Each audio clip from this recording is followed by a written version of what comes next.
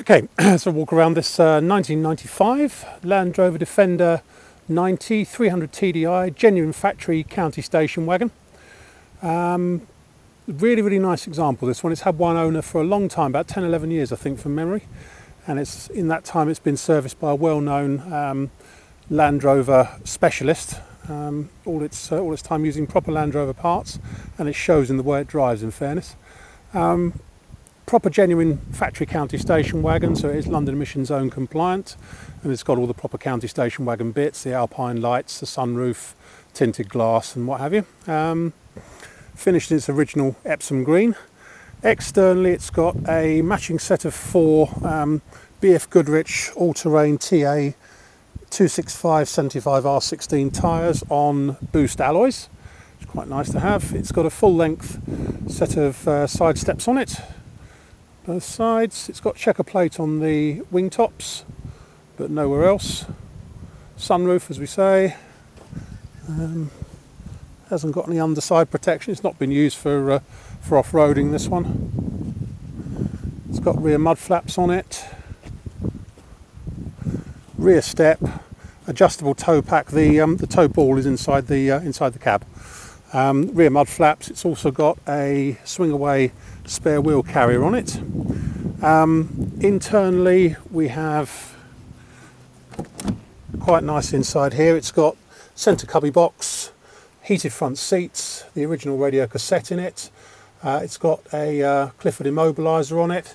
It's got the Mantec or Munstaff, I can't remember which one, bulkhead removal bar, so it drops the bulkhead a bit, which gives more room for the driver and front passenger, and also got the revised seat rails on it as well, so you can get the front seats further back. It's got rear seat belts in it, and obviously the 4 folding individual rear seats. Again, quite nice to have. Mechanical spec, it's got a Twisted Performance Tornado full stainless steel exhaust system on it. It's got a full width Allard intercooler on it, and I think the turbo's been tweaked a bit as well, and it's got silicone hoses. So I was an enthusiast that owned this one. They've only sold it to upgrade to a 110 due to a slightly bigger family. But it's really rather good, as I say, and the history is absolutely fantastic on it. One of the best I've ever seen on any Defender, especially one of sort of 15 years plus. Right, let's go around and pick out some good bits and bad bits. Very few bad bits. All the paint looks to be original on it. Doesn't appear to have been repainted any time in its life. There's a few sort of, marks and things on it here and there. A few stone chips around the front end. Up here on the bonnet, there's a slight blemish just there in the paint, and a couple of other chips on the bonnet, but no more than that. Looking down the near side, looks pretty straight down the near side. Certainly nothing in the sort of near side front wing corners or anything. Just a couple of minor scratches and a tiny blemish just there, but it's not dented or anything. A couple of little hedge scratches, that's about it. All looks pretty good here. A little bit of electrolytic reaction on the base of the wing here, and there's quite a lot of electrolytic reaction on the Modesty covers. It probably would benefit from a set of checker plate on the Modesty covers, really, just to get rid of that. But that's about it. Up here on the scuttle corner, all looks nice and original and unmessed with the scuttle. This all looks nice and strong and pretty good. May have had a little bit of paint just around there at some point in the past, but it all looks to be as you think it would be from the factory. Screen, there's a couple of chips in it. There's a chip there, but it's been filled with injection stuff, so it's not going to bother the MOT man. The rest of the screen looks good. Roof is fine. There's a slight paint blemish on both sides of the roof just along there. I don't know if it's had a big roof rack on it at some point in the past, but there's like a line in the paint along there on both sides. No more than that. Near side door, pretty good actually. There's no nasty dinks in the barrel side on the passenger door. A little bit of reaction just coming up in the usual spot just at the front of the door there, and a couple of minor parking dinks here and there. But otherwise it's pretty good actually. A few scratches on the barrel side just there. Just looking inside it, nice and clean and tidy in here. Unusually, it's still got its proper carpets in it, which is most unusual on a county. Normally they rot out. I can't lift my head properly because I've got a neck brace on at the minute after a bad accident, but the headlining all looks pretty good. Seats are in great shape. I think the seat bases have been replaced with newer ones because they're heated seats on the base, but very civilised inside actually by Defender standards. Let's have a look at this driver's door, passenger door frame.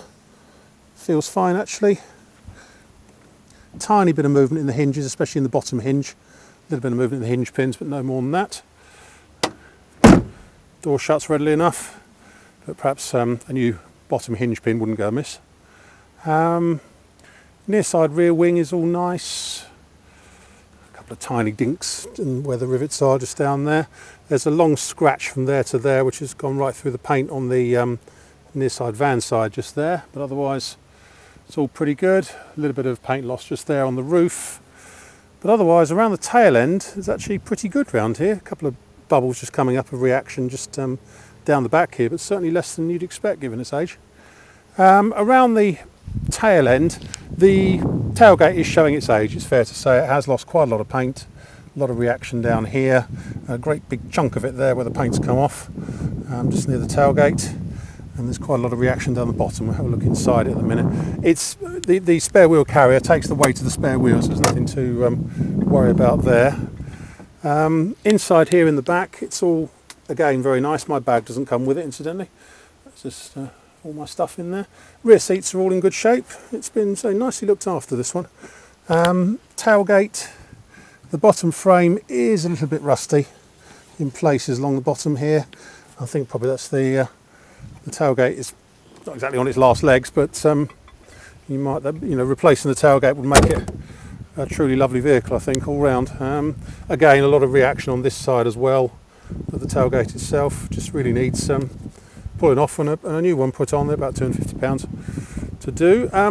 The rear cross member, looking at the history, was replaced about 7 or 8 years ago, and this year for the MOT, so the well-known specialists that have worked on it have plated the cross member properly in the right areas there and there. It's all been properly done. It looks really strong. Don't anticipate any future problems there. According to the history, the whole chassis was wax oiled about 6 or 7 years ago as well. I think after the cross member was replaced, but so that has been plated, but it looks like it will last for a few years yet.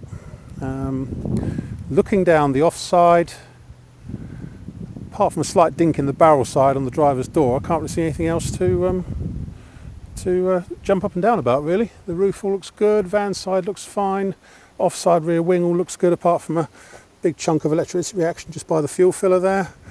Again, a fair bit of reaction on the Modesty covers, and I think probably a set of checker plate on the Modesty covers would work wonders, really. Driver's door, so apart from a slight dink in the barrel side just there, and a couple of tiny ones just up there, it's very good from the outside. A little bit of paint loss just on the very bottom edge. We'll come back to the inside of it in a minute. Scuttle corner on the driver's side, again looks spot on. Looks very nice all round. As usual, the hinges have lost their paint, which is the usual scenario. A-post all looks good on the driver's side. Driver's side front wing looks very good indeed. Just a sort of about 1.5 centimetre long scratch along the front corner there. But otherwise, pretty good. Let's have a little look inside on the driver's side. Again, really, really very nice. Driver's seat base is nice. Dash is good. The carpets, they are, I think, the original carpets. I'm surprised they've lasted this long, but perhaps a set of mats wouldn't go amiss, in fairness, just to cover that up, or in fact take the carpets out. They are the original ones. They are. The driver's one's looking very slightly threadbare, so I'm amazed it's actually still there at all. Driver's door has got quite a large hole in the frame, at the back of the frame there, but the bottom edge of the frame actually feels really pretty solid, and that end doesn't really matter. No movement in the hinges on the driver's door. That's about it, really. I rather like this one, and so it's nice to know it's been really not been abused, and it's been really properly looked after as well.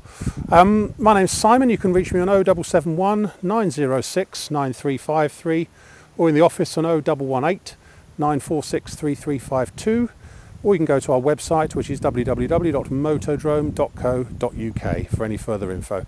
We take part exchanges. We take Visa and MasterCard, credit cards and debit cards, with a 2% surcharge for credit cards. and we can certainly normally ship it worldwide, certainly the UK and Europe. At the minute I'm struggling to drive because I've got a neck brace on following an accident, so I may decline the opportunity to deliver it if needs be for the time being, but we can always put it on a transporter as long as it's all paid for in advance if push comes to shove. That's about it. End.